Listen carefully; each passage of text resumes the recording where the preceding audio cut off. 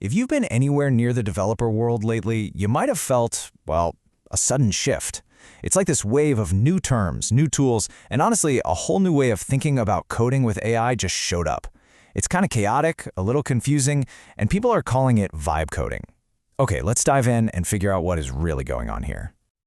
It really all started with tweets just like this one. I mean, it might as well be another language, right? Claudebot, Ralph, Agent SDK. It's this explosion of jargon that seems to have come out of absolutely nowhere. And if you're looking at this and just scratching your head, believe me, you are not alone. So, yeah, what does any of this actually mean? That is the big question, isn't it? So over the next few minutes, we're going to demystify all of this. We're going to break down this new movement and see how developers are starting to command literal armies of AI agents to build some incredible things, sometimes while they're fast asleep. Now here's the wild part. This whole huge shift, it wasn't kicked off because some brand new revolutionary AI model got released. Nope. It was more like a collective aha moment. You know, over the holidays, developers had a bit of downtime. They started playing around with the AI tools we already have, and they all kind of had the same realization at once.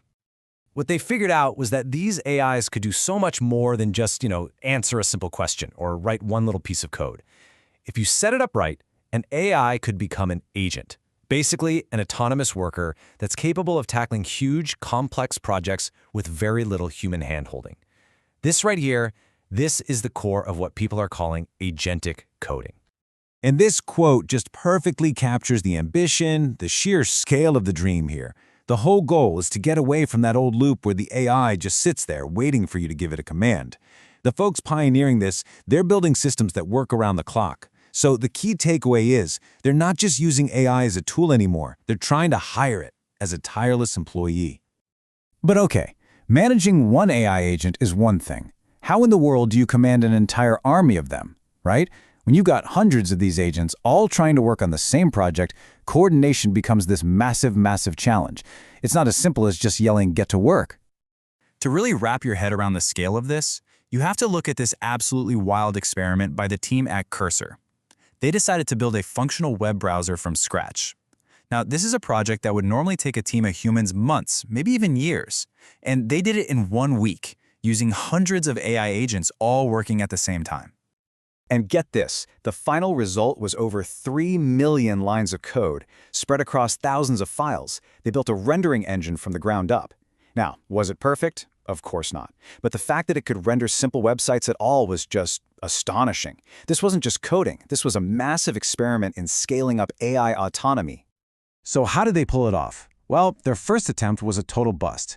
They gave all the agents equal status and just kind of let them figure it out. The result? Total chaos.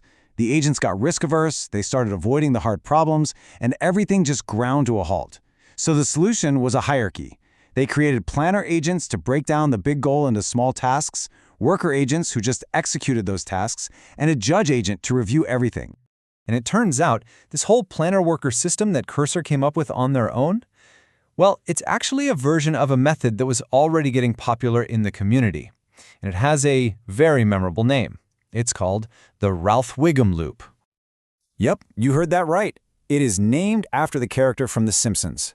But hey, despite the silly name, this is an incredibly powerful process for managing these autonomous AI agents. So how does it actually work?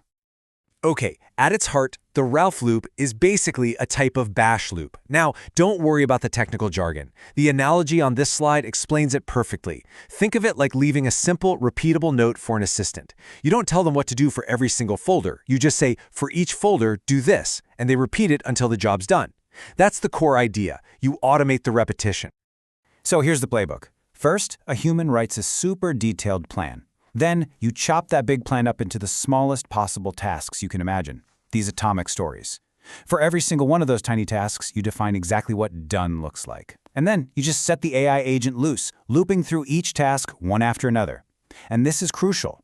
It logs what it learns so it doesn't make the same mistake twice. Finally, a human just comes in at the end to test the whole thing and clean up any little errors. Okay, so we've seen how these agent armies can build enormous projects. But what about for you and me, for individuals? This is where the conversation shifts from Ralph to something called Claudebot, which people are treating less like a tool and more like their very first digital employee. And the hype is absolutely real. This meme went everywhere, and it just perfectly captures the excitement. People literally started buying up Mac Minis just so they could have a dedicated computer to run their Claudebot 24/7. So what exactly is this thing that's got everybody so worked up? Claudebot is an open-source AI agent. And here is the absolute key difference from something like ChatGPT. It runs on your own computer. This means it can plug directly into all the apps and services you already use. Your email, your calendar, your code editor, you name it. It's like a bridge between the giant brain of an AI model and your actual personal digital life. And the stuff it can do is pretty wild. Yeah, it can handle your admin tasks like clearing your inbox. It can execute code. It can interact with basically any piece of software on your machine. But maybe the most mind-blowing feature is that it's self-improving. If you need it to do something new, you can just ask it to build that skill for itself. And a lot of the time, it can. This story from a developer named Nat is the perfect example of this in action. He set up Claudebot on a Mac Mini and basically hired it. So while Nat was sleeping, his Claudebot was on the job, finding errors in his app, figuring out how to fix the bugs it found, and then submitting the corrected code for him to review.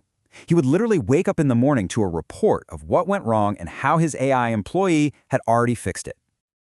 So, whether we're talking about that massive cursor browser project, or the superstructured Ralph Wiggum loop, or a personal Claudebot chugging away on a Mac Mini, there's one single, powerful idea that is driving all of this innovation. And that goal is to remove the human as the bottleneck. It's a fundamental shift, moving from a world where we have to actively prompt an AI for every single little thing, to a future where we just delegate a high-level goal and let an autonomous agent work continuously in the background to get it done. Now, I know what you might be thinking. This all sounds incredibly technical, maybe even out of reach. And you're not wrong. Until recently, it was. But that is changing at lightning speed. As one developer put it, using the old text-based command line, the CLI, is already starting to feel like the Stone Age. GUIs, graphical user interfaces, they're back. And this slide really shows you why that is such a big deal. The command line is powerful, for sure, but it's for experts. You have to memorize all these complicated text commands. A graphical interface, with its icons and menus, is intuitive. It's designed for everybody. This whole shift is about making this power accessible. And this isn't some far-off theory. Tools like Conductor are already here, and they give you a simple, visual way to build these powerful AI agent workflows. This is happening now because the underlying tech is finally mature enough to be wrapped into simple interface. And the significance is huge. It means the power to create complex software is moving out of the hands of expert coders and into the hands of, well, everyone. Which leaves us with a pretty staggering final thought. We've just seen how an army of AI agents can build something as insanely complex as a web browser in a single week. So as these tools get easier for all of us to use, it really just begs the question, what will they build next?